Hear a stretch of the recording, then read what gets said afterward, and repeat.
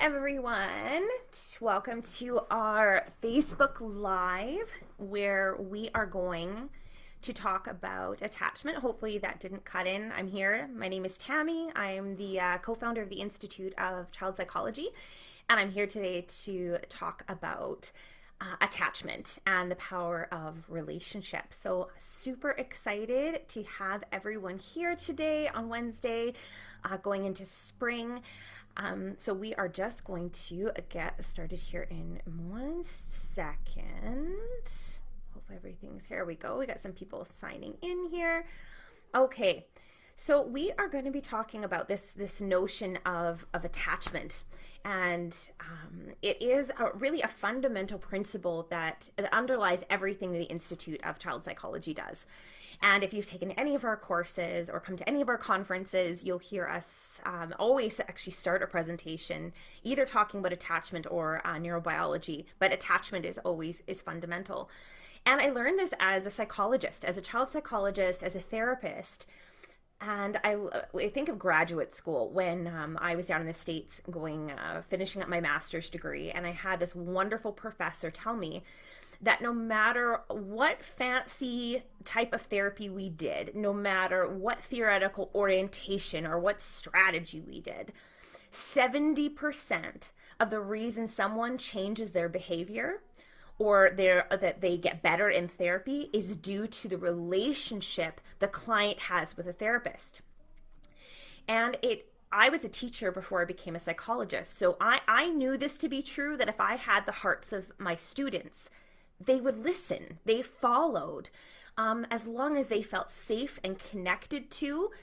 They get better, they learn, we feel like we can make a difference. It's just the fundamental need that really underlies our psychology as human beings. So like, what is this? What is attachment? Now, I think some people might be sitting here thinking, oh, like attachment parenting. And we're not here to criticize attachment parenting, but that's not what we're referring to. Attachment is really this fundamental human need to feel safe and secure and to belong and to be seen and to be heard. And we are gifted with attachment from the time we are born till the day we die. This is not unique to adults and young children, although it starts in infancy. Because if you think about how vulnerable we truly are when we're young, and humans stay the longest with their young more than any other mammal on the planet. So we need belonging, we need connection, we need to be loved and to be seen and to be heard, or we could die. It's that ingrained in our brain that if we are not seen and heard and we're not loved, if we're not lovable, then there is a chance that we will not be taken care of, that we can't survive. And that is critically important to think about, that when children our children are not in right relationship with us, meaning the child doesn't feel connected to, doesn't feel seen, doesn't feel heard, it really activates part of the brain that is like the alarm center that says, if I am not loved and I am not cherished, if I am not cared for, then mom and dad or grandma, grandpa, or aunt and uncle, they may not feed me, they may not care for me. And so there's this instinct that even if we're 50 years old and we lose someone we love, we want to curl up in the fetal position. And that is simply because we are designed to need one another. We are designed to follow the lead of others so we can survive. And when we know this, that if that attachment instinct isn't in place and we don't feel connected to the people who are supposed to take care of us, our tribe, our families, it really activates this threat center in our brain. And when we get into that threat center, that amygdala, what we call it, goes off, we can't learn. We can't participate in life the way we need to because our brain is too worried about it could die. I could be kicked out of the tribe. I could starve to death. And so understand that it's etched in our DNA to feel connected to other human beings. And without that, we go into threat response. And people go into threat response in different ways. If your amygdala is activated, some people avoid and hide. Some people go into fight. Some people go into that pursue response. Some people go into a collapse or freeze response, but I really believe that this idea, this of attachment and not having those attachment needs met, underlies a lot of pathology in the psychology. That people who aren't connected often get sick. Not only sick, meaning you develop depression, you develop anxiety. You also it compromises your immune system. It actually kills cells in your brain. It deteriorates the gray matter in your brain. And this cortical brain up here is what we need for executive functioning. It is what we need to make good decisions, to reflect in our behavior, to carry out sophisticated action in our lives is what we need. And this executive functioning is required in order for us to be successful and to regulate our emotions. And what we know from studies of, infants in Romanian orphanages, what we know from studies of maternal deprivation, is that children who don't have those attachment needs met, to be held, to be rocked, to be engaged with, to make eye contact with, their brains stop growing. We see huge deficits in a child who has been attended to and held and rocked and loved. And then when we look at children who don't have that, we see significant size, their brain is significantly smaller, especially around the areas of emotion regulation and executive functioning. So we know that the more you hold your kids and you love your kids and you spend time and you are attuned to what is going on with your child, they are simply smarter children. They are more well-adjusted. They are more resilient. They have more grit. What we really believe attachment does is it not only helps foster this idea of I am good inside, I am lovable, I am worthy. It also helps develop this concept of the rest of the world and your view of other. Your view of the world, your fundamental perspective taking on strangers, on your loved ones, on your romantic relationships.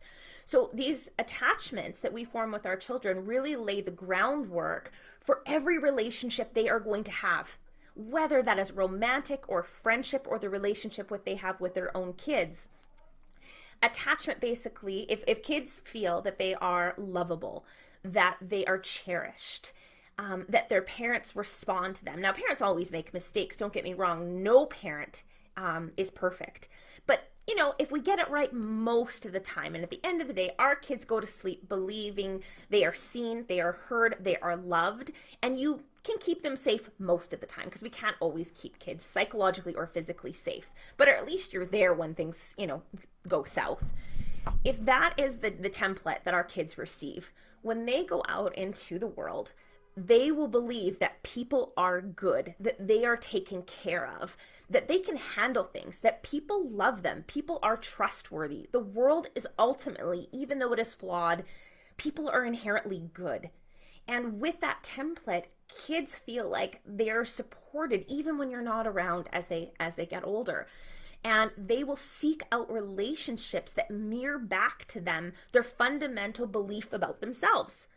And so we ask ourselves, with our relationship with our kids, do they believe they are lovable? Do they believe that they are whole and good in their ordinariness? They don't need to prove something, that they are worthy. They're born worthy, is what I'm trying to say here. So this is what I mean by attachment. And I think when we can think of it as a survival need and it's etched in our DNA and it actually changes how your brain forms, we understand how pivotal this is for kids to have that kind of relationship with us. And it doesn't have to be a parent. It can be a teacher, it can be a coach, it can be a nanny, you can be a daycare worker. Attachment is not unique to parents. I mean, I am a step parent and I've got two girls at home that not biologically mine, but I can't take care of them without this attachment relationship. And so what we want to really look at is what is required to do that dance of attachment. How do we formulate what we call secure attachment with kids? Thank goodness about 70% of the kids in the world are securely attached, but we've got this other 30% that aren't securely attached. So when we want secure attachment, we know kids with that kind of secure attachment. If you ever seen a kid with a secure attachment, you know they're happy, they've got a lot of grit, they're easy to work with, whether you're a teacher or a nanny or a parent. They have their moments and they get emotional, but ultimately when they cry, they can be comforted. They get along with other kids, for the most part. I mean, kids, you're not liked by everybody, but they ultimately believe others are trustworthy. They give people a chance. They can, once they're a little older, obviously young children don't regulate their emotions well anyway, but these kids can regulate, or they co-regulate easily, which means, young kids, they need us to be with them to regulate their feelings, because the part of the brain that regulates emotions is very poorly developed in young children. So we're kind of that part of the brain that has to talk them off the ledge. But these kiddos have good problem-solving abilities. Overall, they just bounce back quickly. And then you've got kids that really can struggle. When they're insecurely attached, it can look a couple different ways. Sometimes they're very, very clingy. They always have to stay close. They don't explore in the world. Other times these kids shut down and they don't want to talk about feelings. And instead of coming to you when they have a problem, they hide. They say they don't feel sad when you know they're crying. Sometimes you've got kids who fall under the reactive attachment disorder range, where they have a hard time either attaching to anybody, or it seems like they would go home with a complete stranger. Those attachment instincts can feel a little backwards. Some kids with an insecure attachment attach to things and animals instead of having relationships with people. So the device or the dog become paramount to their attachment, or their peers, instead of attaching to the parent. So I would recommend you take a look at insecure attachment styles, which fall under your ambivalent, your avoidant, and disorganized. But I really want today to not be about telling you about the way things go, all the deficits and all the bad stuff with insecure attachment. I want to talk about the dance that really brings about that secure attachment that we want for those brains to form, for kids to be resilient, to have that grit. And that's what I want to address here in the next 10 minutes or so, if we can. So with attachment, there are so many people that do this well, that talk about this. We love Gordon Neufeld's work on attachment, Circle Security. Jennifer Kalari talks about attachment. Deborah McNamara. There are so many different clinicians that have really brought this to the forefront. And I'm trained with the Neufeld Institute. I've trained with Circle of Security. And so we're going to borrow some of this language from those two, but I highly recommend that you get very versed if you can, particularly Gordon Neufeld's model, developmental model of attachment, which we talk about in many of our courses, is absolutely wonderful.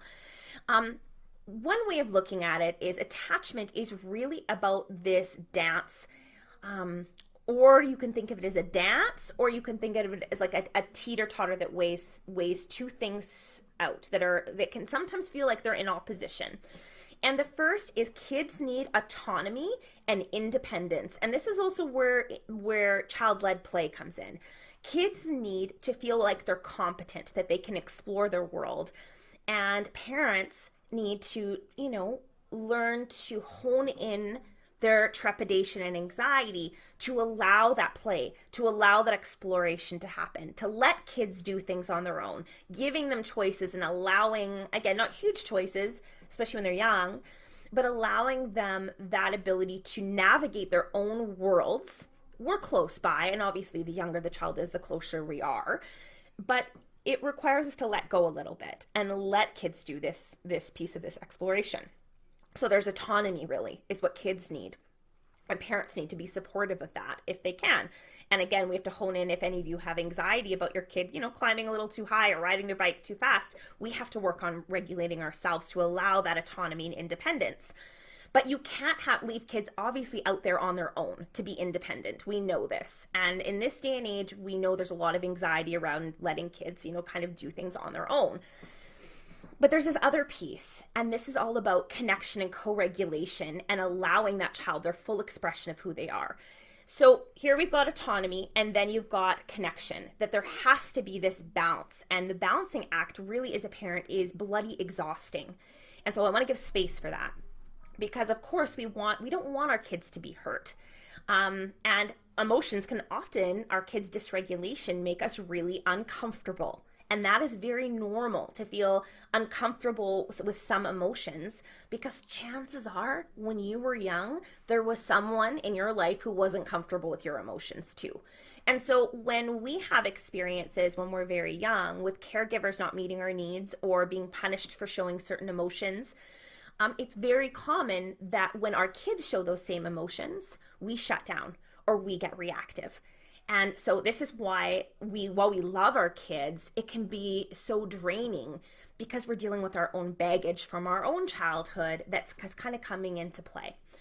So one of the things I think that's the biggest roadblock we have as parents is our own baggage that we carry, the trauma sometimes we carry from our childhoods. And this isn't meant to criticize your parents. I really think every parent goes into this paradigm of caretaking with the best of intentions, with the sometimes the limited tools that they have, but they're doing the best they can. But, when we know better, we do better. And often we have to bring our own healing into play when we do this attachment dance. And we all have our baggage, guys. No one comes out of their childhood completely unscathed. That some people, their suitcases are a little less banged up than others. So when we think about, again, this first, kids need autonomy and they need us to relinquish our control a little bit. This also requires us as caregivers when they're going, this is circle of security language, when they're kind of going out into the world, there's this circle, beautiful circle of security that talks about this. When kids are going out into the world, it also means you have to let them fail.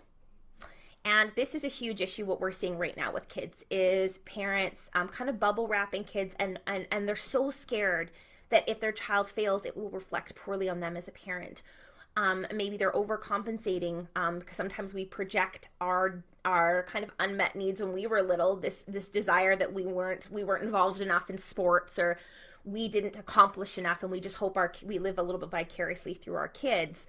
And so our fear often impedes in our ability to let kids make their own decisions and to fail and to struggle. And that's okay. So part of that autonomy is really letting go and saying, my kid has to struggle.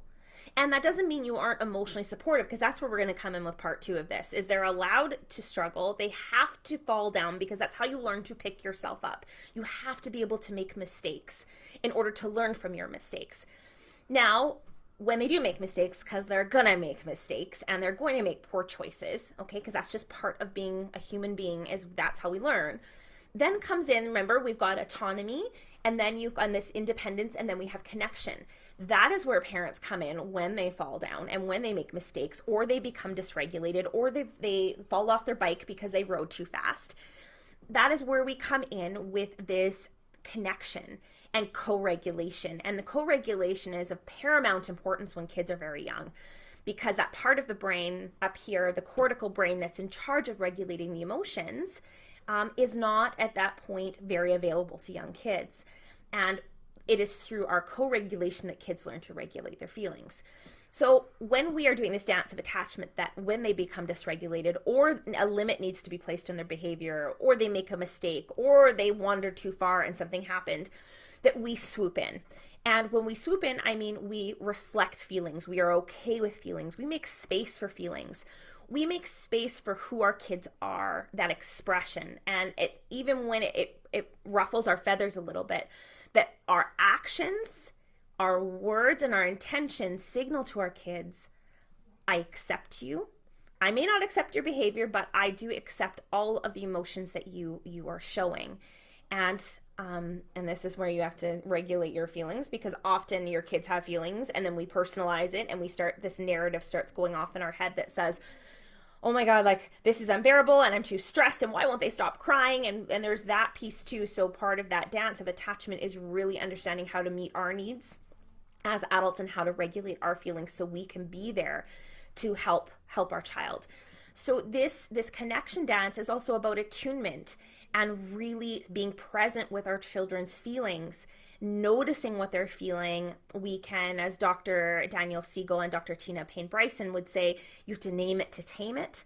We show it on our face and in our tone. And again, there's nothing wrong with discipline, and there's nothing wrong with setting limits, as long as our discipline isn't cutting kids off from connection. We don't want to use the love that we have with our child as a bartering tool to get them to behave. Now, there's nothing wrong with being disappointed with your child and using a little bit of guilt to indicate that you aren't pleased with something. But what we don't want our kids to feel like is if they show an emotion or they make a mistake, that there's something wrong with them or they're not loved. Because remember, we're going to circle back to that brain. When that amygdala goes off, and if that amygdala senses for a second that I am no longer worthy or lovable, the brain says, I could die, I could die, I could die. Because it's primal. It's the oldest part of our brain that says, if I am not within my tribe or with my parents and I'm not loved, I could starve to death. I lose all my resources, my people, my tribe is gone. And so if we activate that fear center, we've lost the dance of connection. We've lost the dance of attachment. That child is now in survival mode, and all of that cortisol that races through our bodies when we go into survival mode, when that amygdala is activated, kills brain cells. Okay, we don't want, now in small doses, cortisol is fine. It's okay to be a little stressed, but what we don't want is our kids to be stressed in a toxic sense, meaning they're stressed perpetually by this fear that we won't be there, that they're not lovable, that they're not acceptable, that you will push them away if they show emotions or if they make a mistake.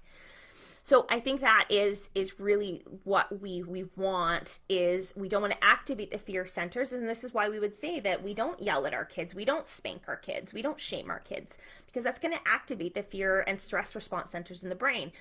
Does this mean you can't discipline? Absolutely not. Of course we want you to discipline your kids. Kids need structure. They need limits. They need to hear no. And then they need to have the meltdown after you say no, because that's fine too.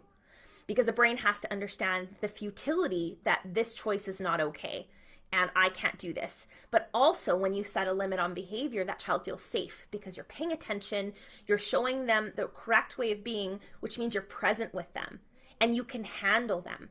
And that is another big part of attachment. We have to show kids that we are stronger and wiser, but we're also kind.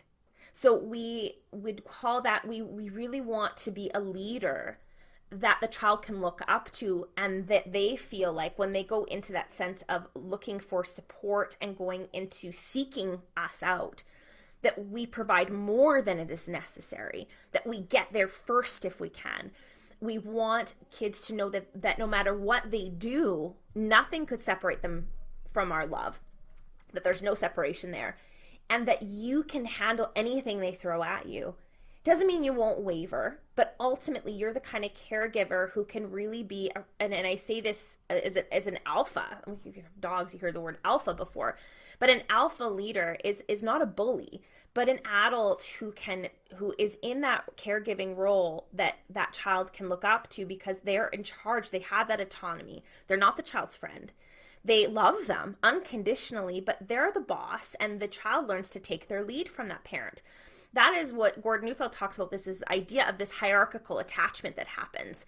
There is a seeking role and there's a providing role. And kids need to be able to look up to us in that hierarchy and say, you're the leader, you're the person I'm going to follow. And we do this dance of provider and seeker in all of our relationships. And if they're healthy adult relationships, you take turns in that dance, taking care of one another.